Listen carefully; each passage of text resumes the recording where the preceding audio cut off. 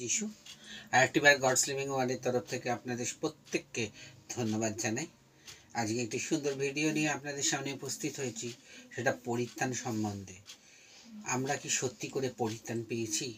পরিত্রাণ মানে একটা আলাদা জিনিস।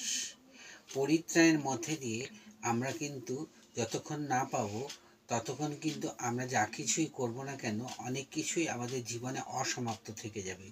তা পরিত্রাণ এমন একটা জিনিস, আমরা যদি পরিত্রাণ প্রাপ্ত না হই তাহলে হোলি স্পিরিটের সঙ্গে, অর্থাৎ আমাদের সেই হোলি স্পিরিট মানে পবিত্র আত্মার সাথে আমরা কানেকশন করতে পারবো না।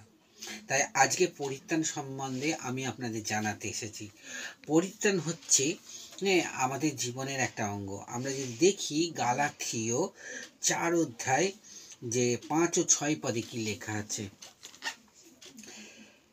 লেখা আছে যে যেন তিনি মূল্য দিয়া ব্যবস্থার অধীন লোকদিগকে মুক্ত করেন, যেন আমরা দত্তক পুত্রতার প্রাপ্ত হই। আর তোমরা পুত্র, এই কারণ ঈশ্বর আপন পুত্রের আত্মাকে আপনার নিকটে তোমাদের হৃদয়ে প্রেরণ করিলেন। তাহলে কি বলেছে? যে আমাদের তিনি মুক্ত করতে এসছেন, আর ঈশ্বর পাঠালেন যে আমাদের হৃদয়ে সেই পুত্রের অধিকার নিয়ে তিনি আমাদের হৃদয়ে প্রবেশ করতে চাইছেন, সেই পবিত্র আত্মাকে প্রবেশ করে, সেই পুত্রের আত্মাকে আপনার নিকট হইতে তোমাদের হৃদয়ে ঈশ্বর নিজের কাছ থেকে আমাদের কাছে পুত্রের সেই আত্মাকে পাঠালেন, যেন তিনি আমাদের কাছে আসে, আমাদের হৃদয়ে তিনি আসতে পারে। সেই হৃদয় দিয়ে আমরা যদি ঈশ্বর প্রভুকে ডাকি, পরিত্রাণ হলো যে আমরা পুরোপুরি ঈশ্বরকে গ্রহণ করলাম। তাই আমরা কি সকলে সেইভাবে ঈশ্বরকে গ্রহণ করেছি? আমরা যিশুকে জানি, আমরা সমস্ত কিছু জানি, কিন্তু তারপরেও কিন্তু আমাদের জীবনে অনেক ব্যাক এফেক্ট আছে, যেগুলো আমাদের জীবনকে আরও দুঃখদায়ক এবং যিশুর কাছ থেকে দূরে নিয়ে যাওয়ার সেই প্রচেষ্টা। শয়তান সবসময় আমাদের জীবনে একটা কাজ করে, আর সেই শয়তানের কার্য পেয়ে আমরা কিছু করতে পারি না। পরিত্রাণ হলো পরিত্রাণ একটা ধর্ম বা ফর্মুলা নয়। এখানে বলছে পরিত্রাণ একজন ব্যক্তি যাহাকে গ্রহণ করতে হয়। পরিত্রাণ এটা কোনো ফর্মুলা নয় যে আমরা মুখস্থ করে নিলাম আর পরিত্রাণ পেয়ে গেলাম, বা এটা কোনো ধর্ম নয় যে আমি গিয়ে সেই ধর্ম গ্রহণ করে নিলাম পরিত্রাণ পেয়ে গেলাম। বলছে পরিত্রাণ একজন ব্যক্তি, আর তাকে গ্রহণ করতে হয়, অর্থাৎ যিশুই আমাদের জীবনের মেন পরিত্রাণ।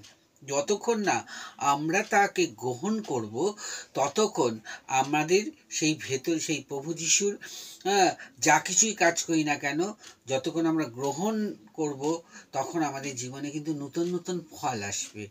আর পরিত্রাণ কিন্তু আমরা অনেকেই পাইনি। আমরা বলতে পারি আমরা খ্রিস্টান, আমরা ব্যাপটাইজম, আমরা প্রার্থনা করি, আমরা চার্চে যাই, কিন্তু চার্চে গেলেই হয় না, বাইবেল পড়লেও হবে না, কিন্তু স্বহৃদয়ে যিশুকে গ্রহণ করা। আর সেই গ্রহণ কি আমরা করেছি? আর গ্রহণ যদি না করি তাহলে আমাদের কিন্তু অনেক দেরি হয়ে যাচ্ছে। আমরা যেন একদম নিজস্বভাবে প্রভু যিশুকে আপন হৃদয়ে যাতে গ্রহণ করতে পারি, এমন শক্তির প্রার্থনা আপনারা করুন। যতক্ষণ না পরিত্রাণ পেলেই আপনার জীবনের যত ব্যাড এফেক্টগুলো, সেগুলো আর আপনার জীবনে থাকবে না। আর আমরা সেই কোনো দিকে দেখব না, খালি অনলি ফর জিজাসের দিকে দেখব, আমাদের নিজের কাজের দিকে দেখব। আমরা কর্মক্ষেত্রে গেলে অনেক রকম দোষারূপ আমাদের মধ্যে দেখা যায়, যে আমাদের অনেক রকম ব্যাড এফেক্ট আমাদের জীবনে আসে, কিন্তু সেইগুলোকে সমস্ত মুছে ফেলে প্রভু যিশুকে গ্রহণ করে তবেই যদি সহৃদয়ে গ্রহণ করতে পারি, তবে সেটাই হলো পরিত্রাণ।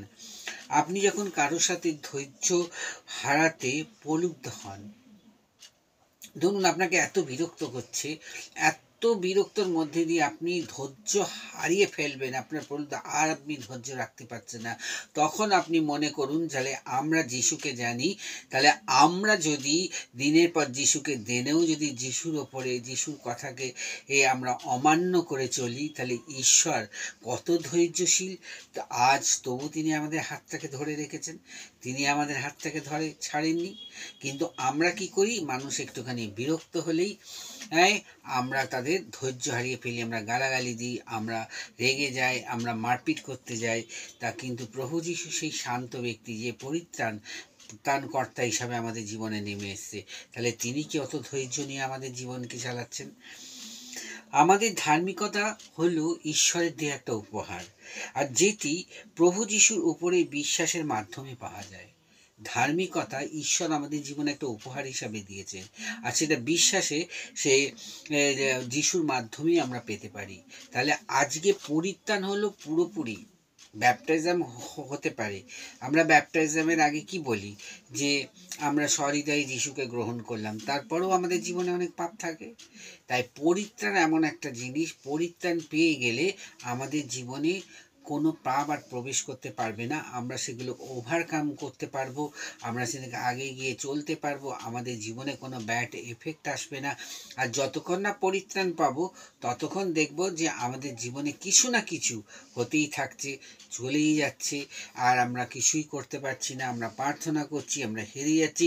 তাই আজকে ভাই বোনদের কাছে অনুরোধ যে আমরা যেন যিশুকে সহৃদয়ে গ্রহণ করতে পারি এবং পরিত্রাণ প্রাপ্ত হতে পারি, সেই জন্যে আমরা প্রার্থনা করব। আসুন।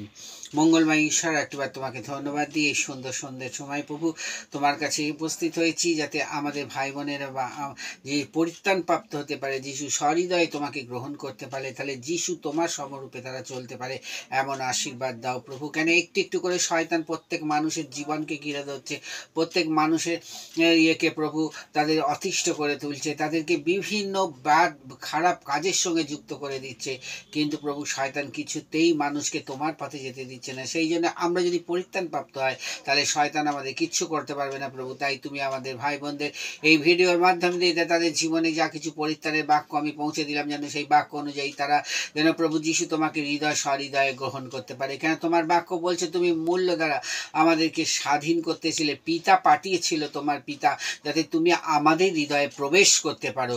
কিন্তু আমাদের দ্বার আমরা এমনভাবে বন্ধ করে রেখেছি যে জীবনে আমরা আর তুমি আমাদের কাছে প্রবেশ করতে পারছো না।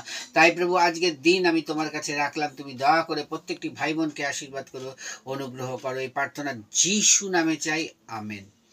ভিডিওটা ভালো লাগলে আপনারা সাবস্ক্রাইব, শেয়ার ও লাইক করবেন। আমার কাছে আমার ডেসক্রিপশনে মোবাইল নাম্বার দেওয়া আছে, আপনারা অবশ্যই আমাকে কল করতে পারেন। God bless you all.